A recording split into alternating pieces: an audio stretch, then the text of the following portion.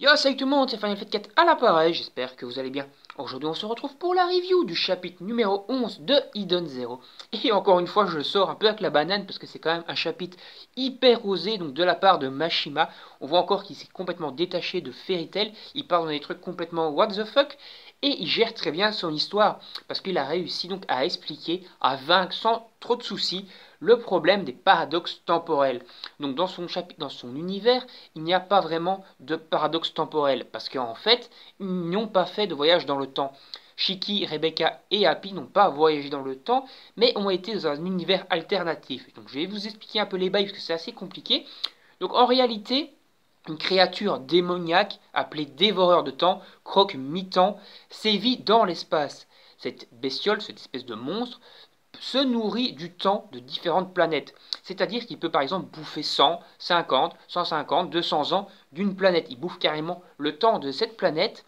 Et donc lorsque tu te rends par après sur la planète où le temps a été bouffé par cette personne, par ce monstre plutôt, tu te retrouves par exemple 50 ans dans le passé sur cette planète, mais tu es quand même dans le présent. Donc c'est assez compliqué. C'est-à-dire que la planète où le temps s'est fait dévorer par le dévoreur de temps, par le croque-mitant, est donc existante dans le présent, mais cette planète, lorsque tu te rends sur cette planète, est restée 50 ans dans le passé. C'est-à-dire, tu n'as pas voyagé dans le temps, tu es donc toujours dans ton époque, mais sur la planète, ce n'est pas le cas. C'est-à-dire que sur la planète, 50 ans ont été dérobés, et donc tu es revenu dans le passé, mais sans vraiment être revenu dans le passé. C'est assez compliqué, mais du coup, grâce à ce délire du temps qui a été dévoré et que tu es toujours resté dans le présent, au final, il n'y a pas vraiment de paradoxe temporel. C'est-à-dire que tu pourrais avoir 50 Wise qui viennent d'univers parallèles, 50 Wise dans la même époque, dans le présent, mais en fait, ils auraient chaque fois été pris dans la planète Norma. C'est-à-dire que chaque fois que tu te rends sur la planète Norma, tu prends le Wise, tu pars, tu reviens sur la planète Norma, tu es donc de nouveau 50 ans dans le passé,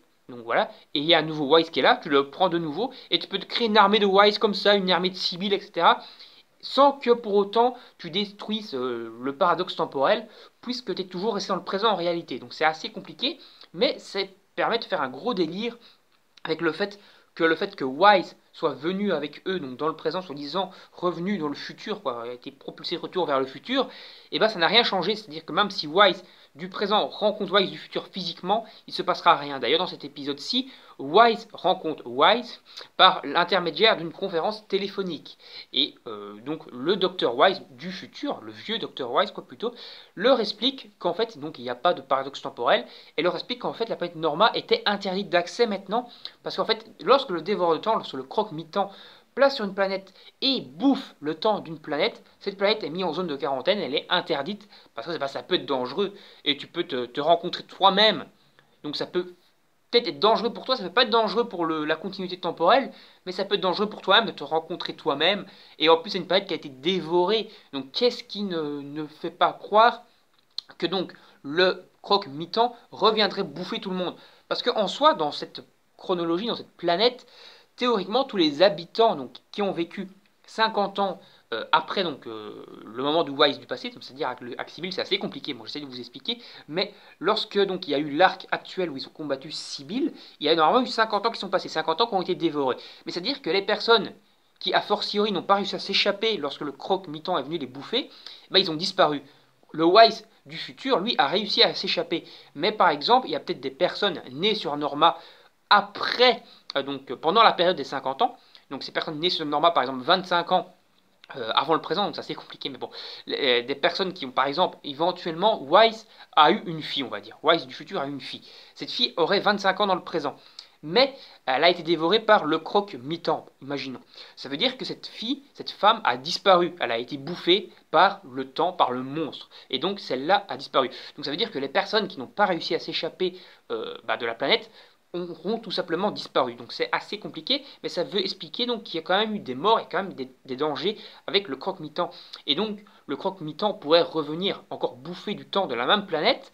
Et donc si tu mets pas cette zone en quarantaine, tu peux tout simplement te rendre sur la planète et te faire rebouffer et disparaître définitivement. Donc ça devient assez complexe. Donc autre chose qu'on apprend également, c'est que Wise peut utiliser de laser gear, comme donc Shiki qui a laser gear de gravité, Wise qui a laser gear de modification mécanique.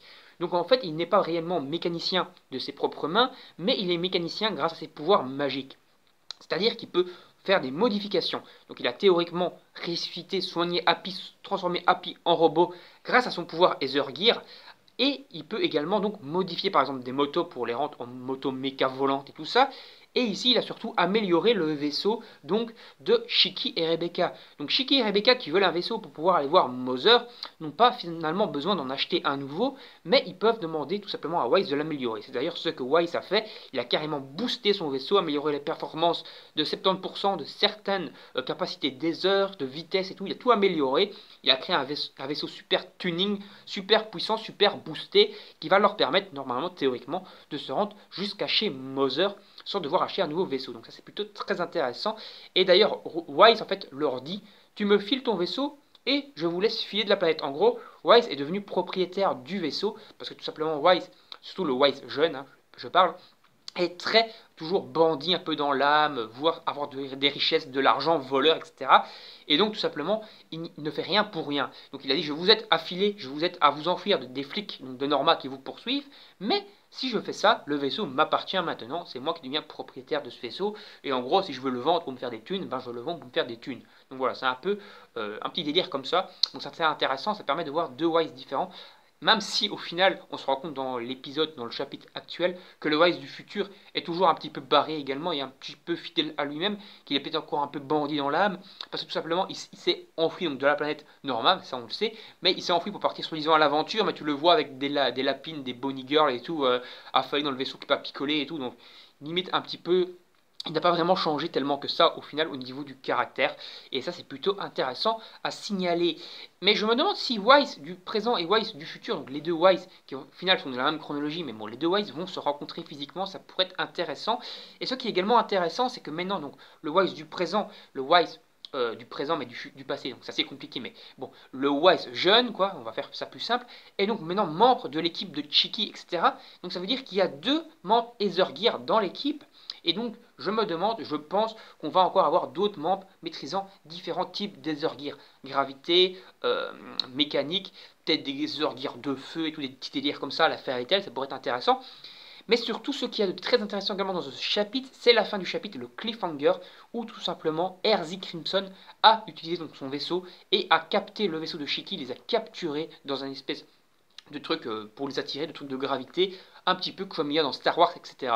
Donc ils sont capturés et on finit sur RZ Crimson qui dit je t'ai enfin trouvé Shiki. Donc on pense que Shiki est vraiment que RZ connaît vraiment Chiki, tout simplement.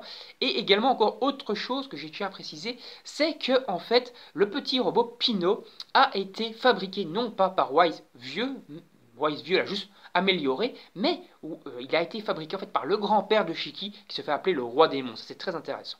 Donc voilà, donc très bon chapitre, on va s'arrêter ici. N'hésitez pas à liker la vidéo, à la partager sur vos réseaux sociaux, à donner votre avis sur ce chapitre un peu what the fuck encore une fois en commentaire. Également donner votre avis sur la vidéo en règle générale. N'oubliez pas de vous abonner et d'activer la petite cloche pour ne rien manquer. Et moi je vous dis salut, à la prochaine, salut salut.